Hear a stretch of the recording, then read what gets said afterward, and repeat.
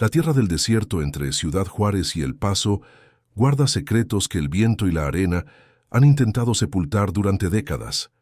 En este paisaje árido, donde los mezquites solitarios ofrecen la única sombra ante el implacable sol, existe una propiedad abandonada cuyo silencio finalmente ha sido roto. En 2005, durante unos trabajos rutinarios de paisajismo en una antigua casa de campo a las afueras del desierto fronterizo, los trabajadores notaron algo peculiar. Un hormiguero inusualmente grande cerca de un mezquite solitario llamó su atención, no por su tamaño, sino por su ubicación exacta. Algo en su posición parecía deliberado, casi como si marcara un punto específico. Al remover la tierra, descubrieron una vasija de cerámica enterrada hace décadas, sellada con cera y protegida de los elementos. Dentro, documentos amarillentos, fotografías descoloridas y un colgante metálico con un símbolo desconocido. Este hallazgo casual desenterró una historia que muchos preferirían haber dejado bajo la arena del desierto. Los documentos pertenecían a un grupo conocido como la Hermandad del Nuevo Amanecer, cuyos 12 miembros desaparecieron sin dejar rastro en 1982. Este canal no es para todos, pues lo que sigue es el relato de una de las desapariciones colectivas más inquietantes de la historia de la frontera. Una historia de fe distorsionada, aislamiento y un final que permanecería oculto bajo un hormiguero durante más de 2 décadas. La región desértica entre Ciudad Juárez y El Paso siempre ha sido un territorio de contrastes. Durante los años 70 y principios de los 80, esta zona experimentaba transformaciones significativas. El programa de industrialización fronteriza había atraído a miles de trabajadores a las maquiladoras, mientras la crisis económica en México empujaba a muchos hacia el norte en busca del sueño americano. En medio de este flujo migratorio y cambio social, existían lugares olvidados, propiedades abandonadas que quedaban al margen del desarrollo urbano. Una de estas propiedades era una casa de campo construida en los años 40 por un agricultor estadounidense que había intentado, sin éxito, cultivar algodón en esta tierra inhóspita. Para 1976, la propiedad llevaba abandonada casi 2 décadas, con su pozo de agua seco y sus estructuras deterioradas por el sol y las ocasionales tormentas de arena. La casa principal, una estructura de adobe con techo de madera, permanecía en pie, aunque con ventanas rotas y puertas que crujían con el viento. Un granero pequeño, un gallinero derruido y una estructura que alguna vez fue un establo completaban el conjunto. Todo rodeado por kilómetros de desierto en todas direcciones, con la carretera más cercana a unos 3 kilómetros de distancia. Dejar a la vista la casa de campo desde la ventanilla de un autobús que viajaba entre Ciudad Juárez y El Paso equivalía a vislumbrar un espejismo, un recordatorio de sueños abandonados en el implacable desierto. En la primavera de 1976, un hombre llamado Santiago Méndez llegó a Ciudad Juárez. Según los registros municipales que han sobrevivido, Méndez adquirió legalmente la propiedad abandonada por una suma irrisoria. Los documentos lo describen como un mexicano de 42 años, originario de Oaxaca, con estudios universitarios incompletos en teología. Lo que estos registros oficiales no mencionan es que Méndez había pasado los últimos 15 años de su vida vinculado a diversos grupos religiosos en California y Arizona, desde comunidades hippies espiritualistas hasta sectas apocalípticas más organizadas. Según un artículo publicado en el Diario de Juárez en noviembre de 1976, Méndez se presentaba como un profesor espiritual que había recibido revelaciones divinas sobre la inminente transformación de la humanidad. El artículo, escrito con un tono entre curioso y escéptico, mencionaba que Méndez había comenzado a atraer seguidores tanto de México como de Estados Unidos. ¿De qué estado nos están escuchando? Tal vez ustedes recuerden rumores sobre este extraño grupo que se estableció en la frontera durante aquellos años. El periodista describía a Méndez como un hombre carismático, de barba entrecana y mirada intensa, que hablaba con elocuencia sobre el despertar espiritual que ocurriría en la frontera, lugar donde 2 mundos se encuentran y donde nacería una nueva conciencia. Los primeros seguidores de Méndez fueron 4: su esposa Alma, una mujer estadounidense de origen mexicano que había conocido en Arizona; María Luisa Contreras, una maestra de escuela de Ciudad Juárez desencantada con su vida; Joaquín Reyes, un joven estudiante universitario de El Paso con problemas de adicción; y Roberto Sánchez, un carpintero desempleado de Juárez que había perdido a su familia en un accidente automovilístico. Estos nombres aparecen en el primer registro formal de la Hermandad del Nuevo Amanecer, un documento mecanografiado encontrado en la vasija cerámica, fechado el 12 de agosto de 1976. El documento, titulado Acta Fundacional, declaraba el establecimiento de una comunidad espiritual dedicada a prepararse para la gran transformación que ocurrirá cuando las energías cósmicas converjan en el punto exacto donde se encuentran dos naciones. El documento establecía principios básicos: vida comunitaria, abstinencia de drogas y alcohol, trabajo compartido, meditación diaria y obediencia a las enseñanzas de Santiago, a quien se referían como el guía. Lo más inquietante del documento era su conclusión: juramos permanecer unidos hasta el momento de la transformación, cuando nuestros cuerpos terrenales sean transmutados en vehículos de luz pura. Durante los siguientes meses, la hermandad trabajó incansablemente para transformar la propiedad abandonada en su hogar. Según testimonios de vendedores de materiales de construcción en Ciudad Juárez, compraron grandes cantidades de madera, cemento, pintura y herramientas. Roberto Sánchez, con sus habilidades de carpintería, dirigió los trabajos de renovación. Repararon el techo de la casa principal, reemplazaron ventanas, construyeron muebles sencillos, limpiaron y acondicionaron el granero como espacio comunal para reuniones y meditaciones. Excavaron un nuevo pozo de agua, instalaron un generador eléctrico básico y plantaron un pequeño huerto. Para noviembre de 1976, la antes desolada propiedad mostraba signos de vida renovada. Un letrero pintado a mano en la entrada declaraba: Hermandad del Nuevo Amanecer, lugar de preparación y despertar. Según los documentos encontrados, cada miembro aportó sus ahorros al fondo común, con Méndez administrando las finanzas. Las notas contables muestran gastos meticulosamente registrados, principalmente en materiales de construcción, alimentos, libros y lo que denominaban suministros rituales. A finales de 1976, la hermandad comenzó a expandirse. Los documentos recuperados incluyen un registro de iniciados que muestra la llegada de nuevos miembros: Gabriel y Teresa González, un matrimonio de Ciudad Juárez con 2 hijos adolescentes, Carmen y Miguel; David Williams, un profesor universitario estadounidense de 38 años que había renunciado a su puesto en la Universidad de Texas en El Paso; Ana María Duarte, una enfermera mexicana de 29 años. Cada nuevo miembro firmaba un pacto de compromiso, jurando lealtad a la hermandad y a las enseñanzas de Méndez. El pacto incluía una cláusula perturbadora: renuncio a mis vínculos con el mundo exterior y acepto que mi familia verdadera es ahora la hermandad. Los nuevos miembros entregaban sus posesiones materiales y, más preocupante aún, cortaban comunicación con familiares y amigos. Un diario personal atribuido a Ana María Duarte, fechado en febrero de 1977, ofrece una visión inquietante de este proceso. El guía dice que los lazos emocionales con nuestras antiguas vidas son cadenas que nos impiden elevarnos. Me cuesta no pensar en mi madre, pero entiendo que debo dejarla ir para prepararme para la transformación. La vida diaria en la hermandad seguía una rutina estricta, según se detalla en un documento titulado Orden Diario de Actividades. Los miembros se levantaban a las 5 de la mañana con el toque de una campana. Tras un baño ritual con agua fría, se reunían en el granero para la primera meditación del día, dirigida por Méndez. Desayunaban en silencio, consumiendo únicamente frutas y té de hierbas.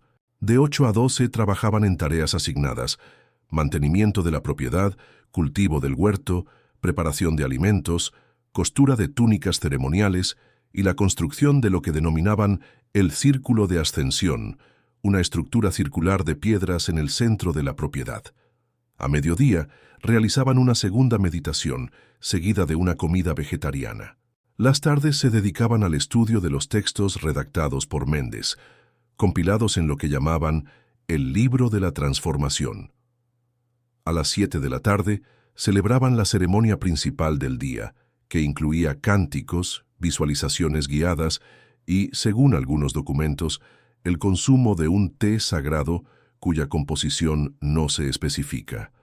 La jornada terminaba a las 9 con una meditación final y el retiro a dormir. Para aquellos pocos residentes locales que ocasionalmente avistaban a miembros de la hermandad durante sus escasas salidas a Ciudad Juárez o El Paso para adquirir suministros, el grupo resultaba extraño, pero inofensivo. Vestían túnicas blancas con un símbolo bordado en azul sobre el pecho, un círculo con un triángulo inscrito y una estrella en su centro, el mismo símbolo que aparecía en el colgante metálico encontrado en la vasija. Según el testimonio de Marta Ramírez, dependienta de una tienda de abarrotes en Ciudad Juárez en aquel tiempo, siempre pagaban en efectivo, hablaban poco y compraban grandes cantidades de arroz, frijoles, frutas y verduras. Parecían pálidos y delgados, pero tranquilos. Lo que me llamaba la atención era que nunca sonreían y siempre venían en grupos de 3, nunca solos. Los primeros signos de que algo inusual ocurría dentro de la hermandad surgieron en 1978. Un informe policial de Ciudad Juárez, fechado el 7 de junio de 1978, registra la visita de Elena Contreras, hermana de María Luisa, a la comisaría. Según el informe, Elena expresó preocupación por no haber tenido noticias de su hermana en más de un año. Cuando finalmente logró ubicar la propiedad de la hermandad y viajó hasta allí, no le permitieron ver a María Luisa. Un hombre barbado me dijo que mi hermana estaba en un retiro de silencio y no podía ser molestada, declaró Elena según el informe. Cuando insistí, 2 hombres me escoltaron fuera de la propiedad y me advirtieron que no regresara. La policía no tomó ninguna acción, considerando que María Luisa era una adulta que aparentemente había elegido ese estilo de vida. Este informe marcaría el inicio de un patrón de preocupaciones expresadas por familiares de los miembros, sistemáticamente ignoradas por las autoridades de ambos lados de la frontera. Mientras tanto, dentro de la hermandad, las enseñanzas de Méndez se volvían cada vez más apocalípticas. Un manuscrito fechado en octubre de 1978, titulado Revelaciones sobre el fin de los tiempos, muestra un cambio significativo en su discurso. Si inicialmente hablaba de una transformación gradual de la conciencia humana, ahora predecía un inminente colapso del orden mundial y la necesidad de prepararse para sobrevivir al caos que precederá a la elevación de los elegidos. El manuscrito contiene pasajes inquietantes. Las señales están claras. Los gobiernos corruptos, las guerras sin sentido, la contaminación del planeta son los estertores de un mundo moribundo. Solo aquellos que se hayan purificado sobrevivirán al fuego cósmico que limpiará la Tierra. El documento incluye instrucciones detalladas para la construcción de un refugio subterráneo bajo la casa principal, describiendo cómo debía estar alineado con los puntos cardinales y protegido con los símbolos sagrados para resistir las ondas de destrucción. Entre 1979 y 1980, la hermandad experimentó su período de mayor actividad constructiva. Según recibos encontrados en la vasija, compraron grandes cantidades de cemento, vigas de metal, sistemas de filtración de aire y suministros de almacenamiento a largo plazo. Excavaron un amplio espacio bajo la casa principal, creando lo que los documentos denominan la cámara de transición.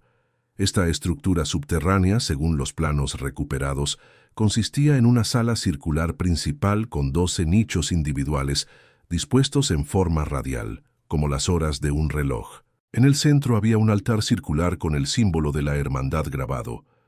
La construcción de esta cámara se realizó en secreto, trabajando principalmente durante la noche. Los miembros construyeron también un sistema de recolección de agua de lluvia y ampliaron el huerto para ser más autosuficientes, reduciendo sus ya escasas interacciones con el mundo exterior.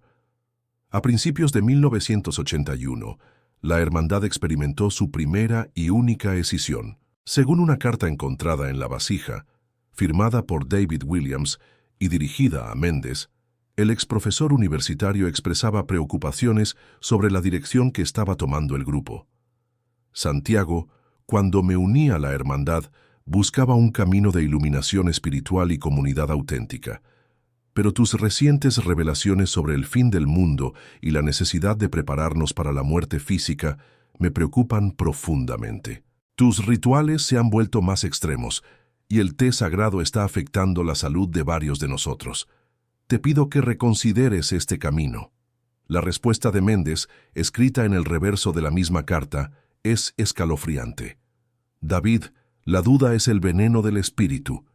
Quien no está preparado para abandonar su cuerpo terrenal, no está listo para la transformación. Tu presencia entre nosotros se ha vuelto una contaminación. Debes partir. Williams abandonó la hermandad en febrero de 1981, según consta en una breve nota en el registro de iniciados, que simplemente dice, expulsado por herejía. El destino de David Williams sería crucial para la investigación posterior. Tras dejar la hermandad, Williams se estableció en El Paso y aparentemente intentó rehacer su vida. Según informes policiales de El Paso, el 23 de abril de 1981, Williams fue encontrado sin vida en su apartamento. La causa oficial de su fallecimiento fue registrada como paro cardíaco, aunque amigos cercanos mencionaron que Williams había estado extremadamente paranoico en las semanas previas, convencido de que alguien de la comunidad del desierto lo vigilaba. Williams había dejado un sobre sellado con un amigo, con instrucciones de entregarlo a las autoridades si algo le ocurría. El sobre, que no fue abierto hasta muchos años después, contenía un detallado testimonio sobre la hermandad, incluyendo preocupantes descripciones de los rituales con té sagrado, que según Williams contenía una combinación de plantas alucinógenas nativas del desierto y sustancias químicas que Mendes sintetizaba en un pequeño laboratorio instalado en el granero. Para finales de 1981, los 11 miembros restantes de la hermandad raramente abandonaban la propiedad. Los pocos testigos que los vieron durante ese periodo describen un cambio notable en su apariencia. Manuel Ortiz, un camionero que ocasionalmente transitaba por la carretera cercana, declaró años después: «Los vi un par de veces a lo lejos, trabajando en su terreno. Parecían fantasmas extremadamente delgados con la piel grisácea. Una vez me acerqué a ofrecerles agua y me miraron con unos ojos tan vacíos que me dio escalofríos. Me alejé de allí y nunca más paré cerca de ese lugar». Un registro médico encontrado entre los documentos, fechado en noviembre de 1981, muestra que Ana María Duarte, utilizando sus conocimientos como enfermera, documentaba síntomas preocupantes entre los miembros: pérdida severa de peso, alucinaciones persistentes, períodos de confusión, erupciones cutáneas, sangrado nasal recurrente. Junto a estos síntomas, una nota escrita a mano por Mendes indica: efectos esperados de la purificación. El cuerpo debe ser vaciado para ser llenado con luz. El último documento fechado encontrado en la vasija es un texto titulado Preparación final para la ascensión, escrito por Mendes el 17 de febrero de 1982. El documento, escrito con una caligrafía cada vez más errática, declara: las señales celestiales confirman que el momento se acerca. La alineación planetaria del 5 de marzo marcará el inicio del colapso. Debemos completar nuestra purificación antes de esa fecha. La cámara de transición está lista. Cada iniciado debe preparar su túnica blanca, escribir su testimonio final y desprenderse de sus últimos apegos terrenales. El té final será más potente, para asegurar que nuestros espíritus se liberen completamente. Nos reuniremos en la cámara cuando la luna alcance su punto más alto. Esta es la última comunicación conocida de la hermandad. Después del 17 de febrero de 1982, no hay más registros, cartas o documentos.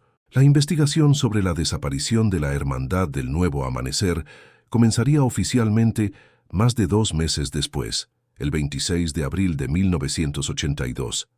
Ese día, Elena Contreras, la hermana de María Luisa que había intentado contactarla años antes, presentó una denuncia formal por desaparición ante la policía de Ciudad Juárez. Según el informe policial, Elena declaró que había vuelto a visitar la propiedad después de meses sin noticias y la había encontrado completamente abandonada.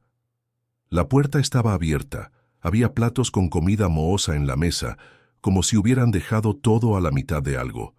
Llamé y busqué por todas partes, pero no había nadie. Las túnicas blancas que siempre usaban colgaban de ganchos en la pared. Los coches seguían aparcados fuera.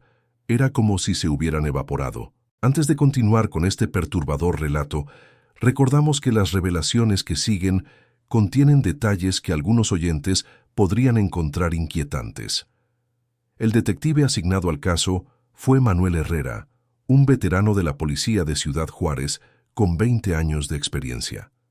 Según sus notas preliminares, encontradas en los archivos policiales años después, Herrera inicialmente sospechó de un traslado repentino del grupo o posiblemente de un cruce ilegal a Estados Unidos. La inspección inicial de la propiedad confirmó el testimonio de Elena. Parecía que los residentes habían abandonado el lugar súbitamente, dejando atrás todas sus pertenencias. Lo más extraño, según anotó Herrera, era que no faltaba nada de valor. Encontramos aproximadamente $5,000 en efectivo en una caja en la habitación de Méndez, junto con joyas y otros objetos valiosos. No es un abandono planificado ni un robo. Herrera solicitó colaboración a las autoridades estadounidenses, específicamente al Departamento del Sheriff del Condado de El Paso, para verificar si existían registros de cruce fronterizo de los miembros. La respuesta fue negativa. La investigación inicial se vio obstaculizada por varios factores. En primer lugar, la jurisdicción ambigua, al tratarse de ciudadanos tanto mexicanos como estadounidenses desaparecidos en territorio mexicano, pero muy cerca de la frontera. En segundo lugar, la naturaleza reclusa del grupo había resultado en pocos registros oficiales de su existencia. Finalmente, como señaló Herrera, en un informe fechado el 15 de mayo de 1982, las autoridades de ambos lados de la frontera muestran escaso interés en la desaparición de lo que consideran una secta religiosa marginal. El caso no es tratado con la urgencia apropiada. Dejar un comentario con su teoría sobre lo que realmente ocurrió con la hermandad nos ayudaría a entender sus perspectivas sobre este misterioso caso. El punto de inflexión en la investigación llegó cuando Herrera descubrió la existencia de David Williams y su fallecimiento el año anterior. Al revisar sus efectos personales, confiscados por la policía de El Paso, Herrera encontró un diario donde Williams documentaba su tiempo en la hermandad. Las entradas más perturbadoras describían los rituales con el té sagrado y las crecientes tendencias suicidas de Méndez. Santiago habla cada vez más sobre la necesidad de abandonar nuestros cuerpos físicos para completar la transformación. Dice que la muerte no existe, que es solo una puerta dimensional. Me preocupa que esté contemplando un pacto suicida colectivo y que los demás, especialmente su esposa Alma y los más jóvenes, estén demasiado bajo su influencia para cuestionarlo. Williams también mencionaba la construcción de lo que llamaban la cámara de transición bajo la casa, un detalle que hasta entonces había pasado desapercibido en la investigación. Armado con esta nueva información, Herrera regresó a la propiedad el 6 de junio de 1982 con un equipo que incluía perros rastreadores y equipo para detectar espacios subterráneos. Según su informe, descubrieron la entrada a un sótano oculto bajo una alfombra en la habitación principal. La entrada conducía a una cámara circular con nichos individuales, exactamente como Williams había descrito. En el centro había un altar de piedra con el símbolo de la hermandad. Herrera anotó: la cámara está vacía de personas o cuerpos, pero hay evidencia de que fue utilizada recientemente. Encontramos 12 copas de cerámica dispuestas en círculo alrededor del altar central, todas conteniendo residuos de un líquido oscuro. En cada nicho hay una pequeña almohada y una manta cuidadosamente doblada. El ambiente es extremadamente perturbador. La investigación tomó un giro macabro cuando los perros rastreadores comenzaron a mostrar interés por una zona en el exterior de la propiedad, cerca de un mezquite solitario a unos 200 metros de la casa principal. Después de excavaciones preliminares, el equipo descubrió restos humanos enterrados a poca profundidad.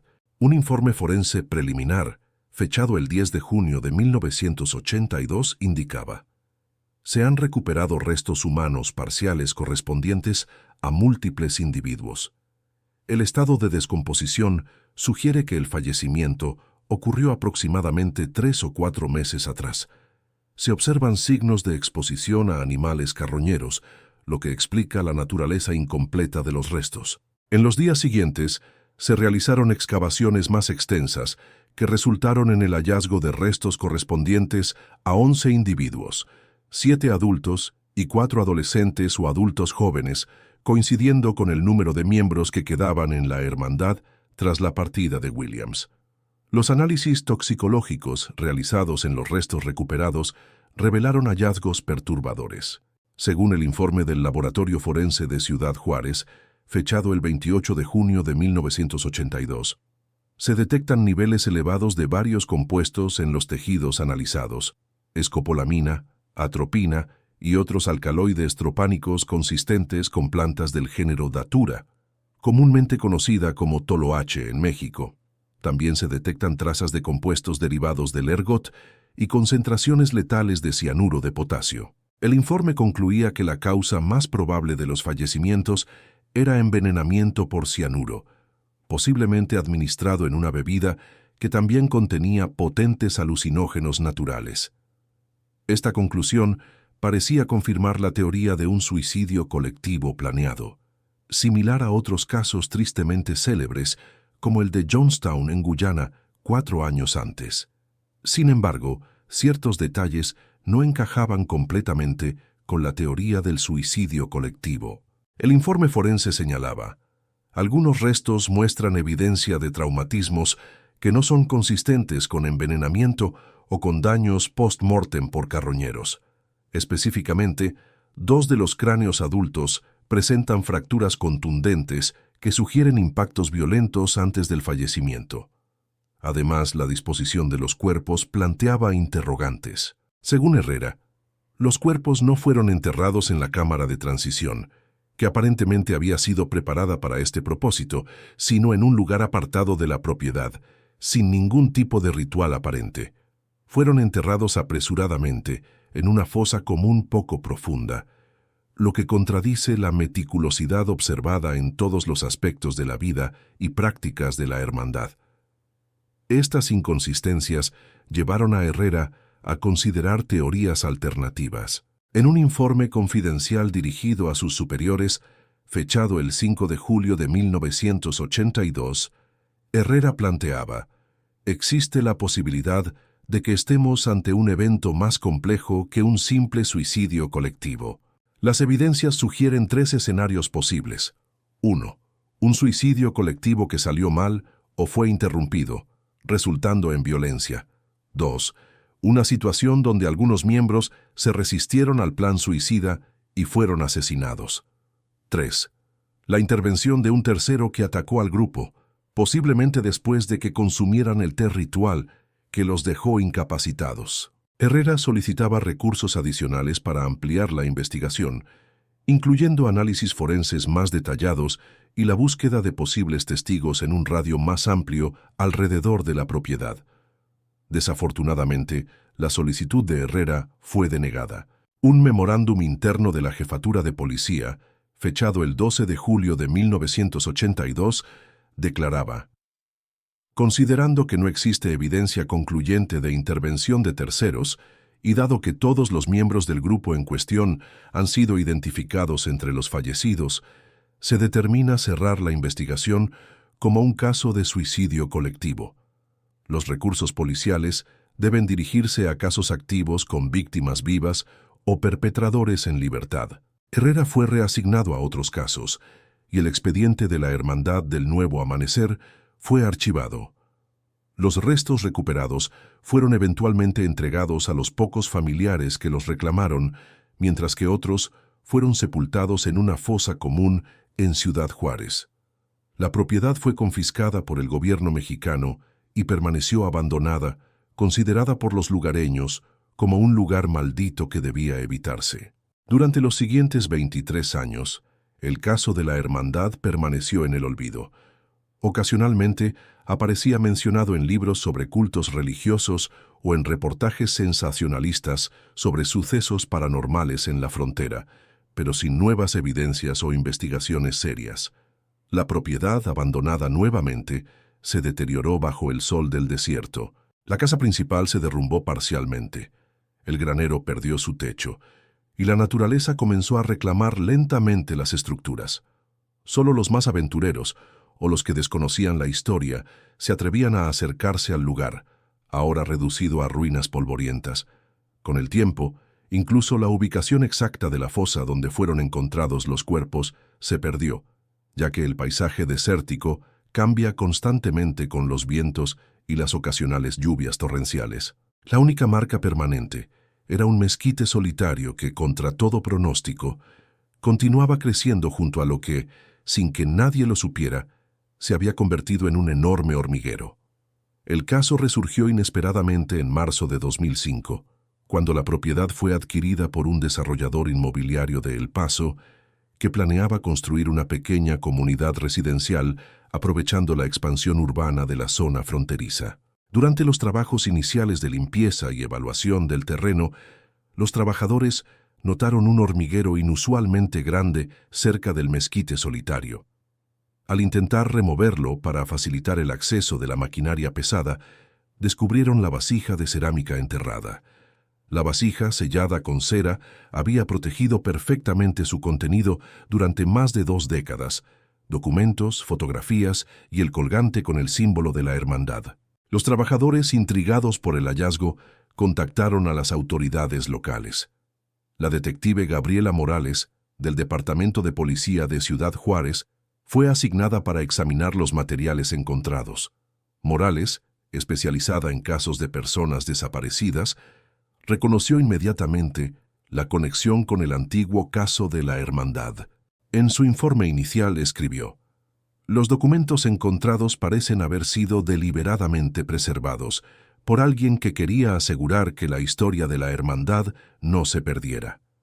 La ubicación del escondite, marcada por el hormiguero y el mezquite, coincide exactamente con las coordenadas mencionadas en un diagrama incluido entre los papeles. Entre los documentos había una carta manuscrita, no firmada pero fechada el 4 de marzo de 1982, un día antes de la fecha mencionada por Méndez como el día de la ascensión. La carta decía: «Si estás leyendo esto, significa que he fallado en detenerlos. Santiago ha enloquecido completamente. El té de esta noche contendrá veneno suficiente para acabar con todos. He intentado advertir a los demás, pero están demasiado bajo su influencia. Carmen y Miguel, los hijos de los González, son apenas adolescentes, demasiado jóvenes para comprender lo que está a punto de suceder. He recopilado estos documentos para que quede constancia de lo que realmente éramos antes de que Santiago comenzara a hablar de muerte como purificación. Enterraré esto donde nadie buscaría, pero donde Elena sabrá encontrarlo si recuerda mis palabras». Morales, intrigada por esta referencia a Elena, logró localizar a Elena Contreras, quien aún vivía en Ciudad Juárez. Ahora una mujer de 67 años, Elena recordaba claramente su búsqueda de su hermana María Luisa y su denuncia que había iniciado la investigación original. Cuando Morales le mostró la carta y mencionó la referencia a un lugar donde Elena sabría buscar, la mujer rompió en llanto. Según la transcripción de la entrevista, Elena explicó: «María Luisa y yo teníamos un escondite secreto cuando éramos niñas, siempre bajo el árbol más grande que pudiéramos encontrar.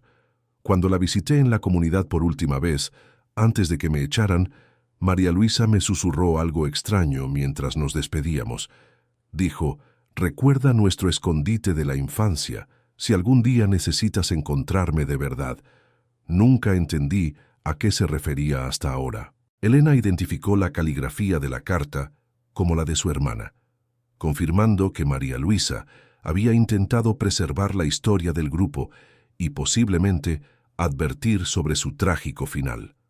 Armada con esta nueva información y los documentos recuperados, Morales solicitó la reapertura oficial del caso. Su solicitud fue aprobada, en parte debido al renovado interés mediático generado por el hallazgo. Un equipo forense regresó al sitio y, utilizando tecnología no disponible en 1982, realizó un examen más completo del terreno.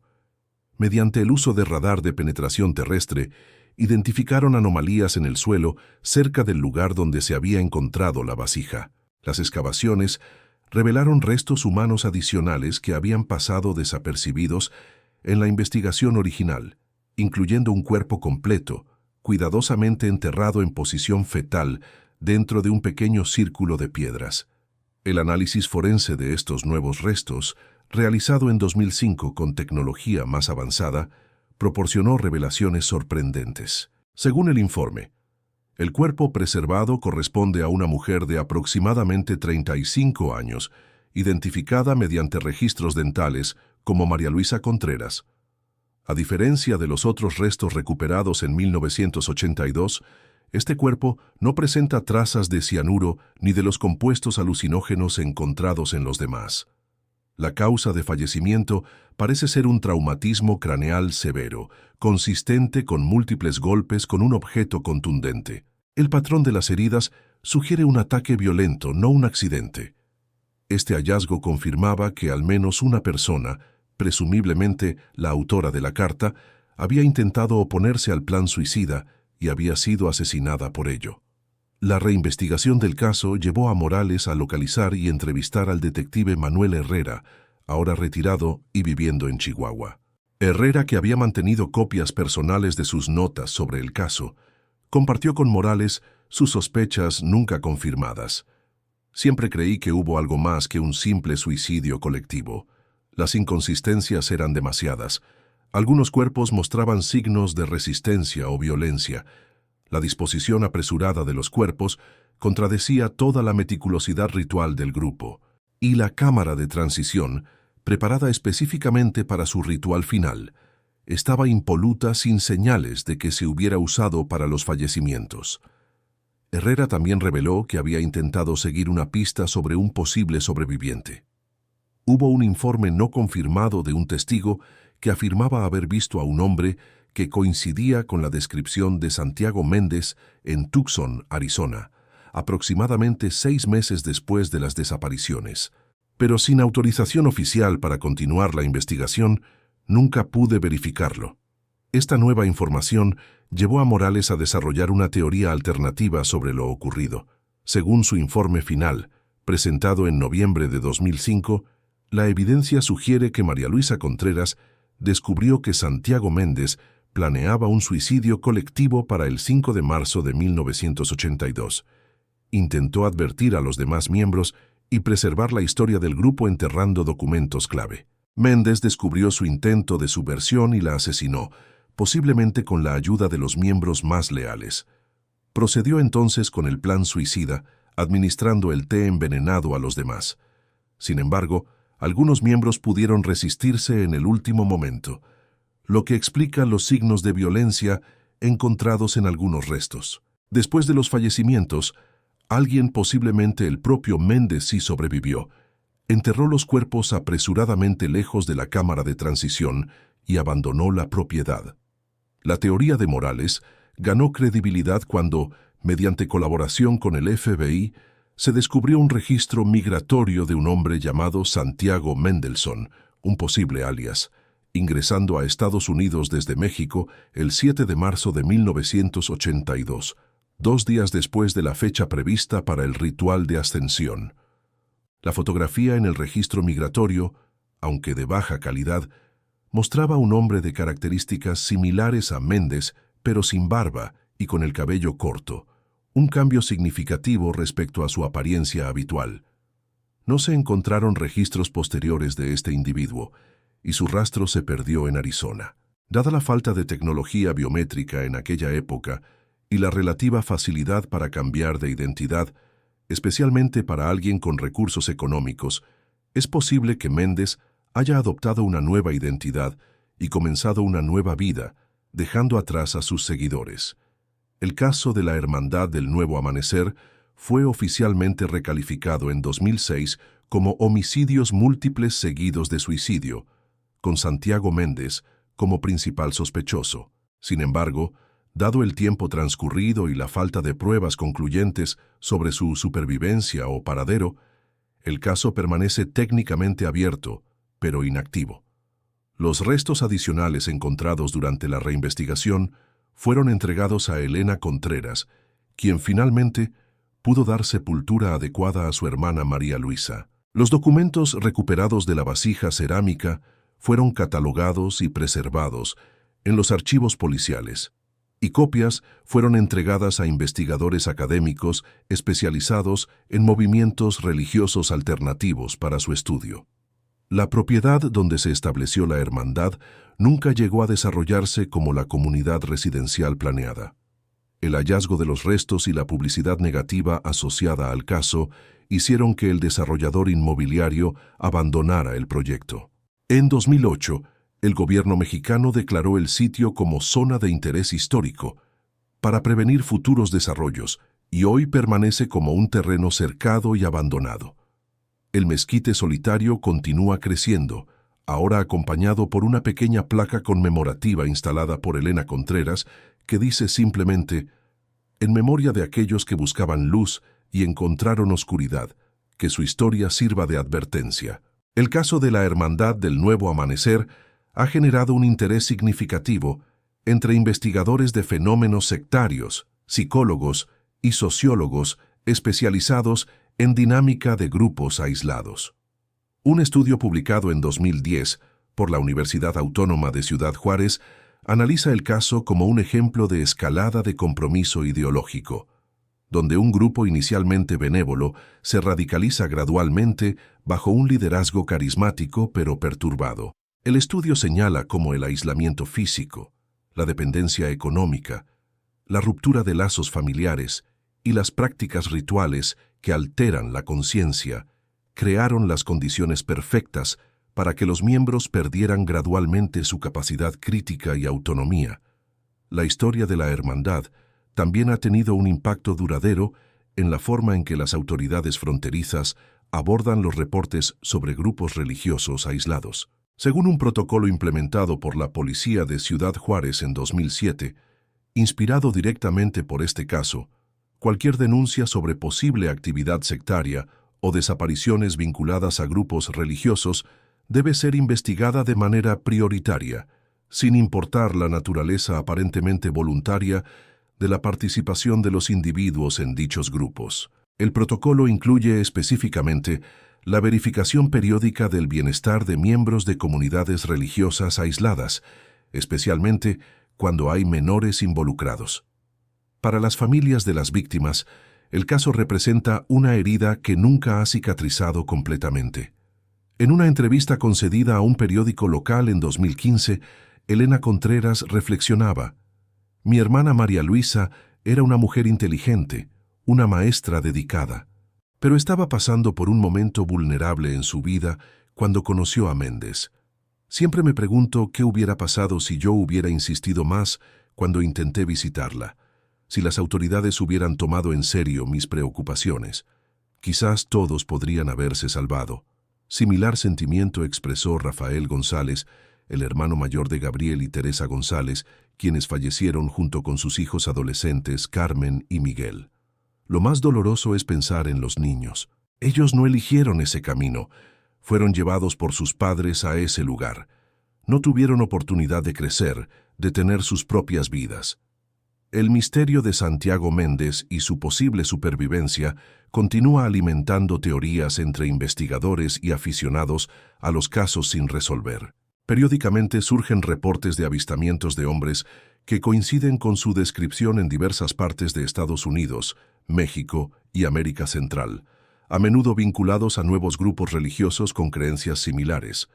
Ninguno de estos reportes ha sido confirmado oficialmente. En 2018, un programa de televisión especializado en casos sin resolver presentó un retrato actualizado generado por computadora que mostraba cómo podría lucir Méndez si aún estuviera vivo, un hombre de aproximadamente 84 años. El programa recibió docenas de llamadas con posibles pistas, pero ninguna condujo a información verificable. Lo que comenzó como un simple hormiguero descubierto durante trabajos de paisajismo resultó ser la clave para desenterrar una de las historias más oscuras de la región fronteriza. La Hermandad del Nuevo Amanecer, un grupo que buscaba elevación espiritual y terminó en tragedia, nos recuerda la fragilidad de la mente humana y los peligros del aislamiento extremo bajo un liderazgo manipulador. Los documentos preservados por María Luisa Contreras en su acto final de resistencia nos permiten reconstruir esta historia y quizás aprender de ella para prevenir futuras tragedias similares. En el desierto entre Ciudad Juárez y El Paso, el mezquite solitario continúa creciendo. Sus raíces entrelazadas con los secretos que la arena del desierto intentó sepultar durante décadas. Este canal no es para todos, pero para aquellos interesados en los misterios sin resolver y las oscuras historias de nuestra región fronteriza, seguiremos excavando en los archivos olvidados y los testimonios silenciados para traerles la verdad detrás de los rumores. ¿Qué estado nos están escuchando? Dejen un comentario con su teoría sobre lo que realmente ocurrió con Santiago Méndez y si creen que sobrevivió para comenzar una nueva secta en otro lugar. Antes de continuar con otra perturbadora historia en nuestro próximo episodio, recuerden que la línea entre la fe y la manipulación puede ser tan tenue como el hilo de una telaraña y tan mortal como el veneno que acabó con las vidas de quienes buscaban una luz que nunca llegó.